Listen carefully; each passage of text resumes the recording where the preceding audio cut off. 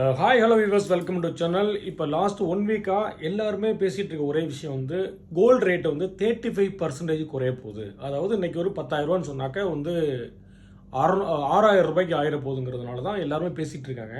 ஆனால் கண்டிப்பாக இப்போ இருக்க மார்க்கெட் சுச்சுவேஷன் அது போல் ஆகிறது சான்ஸே கிடையாது.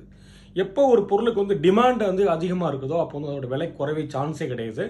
அதனால் இப்போ எல்லாருமே என்ன பண்ணுறாங்கனாக்கா, இப்போ வந்து அடுத்த மார்க்கெட் ஷேர் மார்க்கெட் இதெல்லாம் வந்து ரொம்ப சரிஞ்சிட்டு இருந்தேன். ஏன்னா சைனா, யூஎஸ், அதே போல் கல்ஃபில் உள்ள ஆயில் ப்ரைஸ்லாம் ரொம்ப ட்ராப் ஆகிருக்கனால வேறு எதுலேயுமே அவங்க இன்வெஸ்ட் பண்ணுறதுக்கு ரெடியாகவே கிடையாது. எல்லாருமே சேஃபர் சைடாக கோல்டு தான் வந்து வாங்கி பர்ச்சேஸ் பண்ணுறாங்க. அதனால் அதோட ப்ரைஸ் வந்து ரெடியூஸ் ஆகிறதுக்கு வந்து சான்சஸே கிடையாது. அதனால அதை நம்பிட்டு இருக்காமல் உங்கள்கிட்ட பணம் இருந்துச்சுன்னு சொன்னாக்க, எக்ஸஸ் அமௌண்ட் அந்த இருந்துச்சுன்னு சொன்னாக்க அழகாக ஒரு 400 கிராம் 500 கிராம் நீங்கள் வாங்கி வைக்கிறது நல்லது.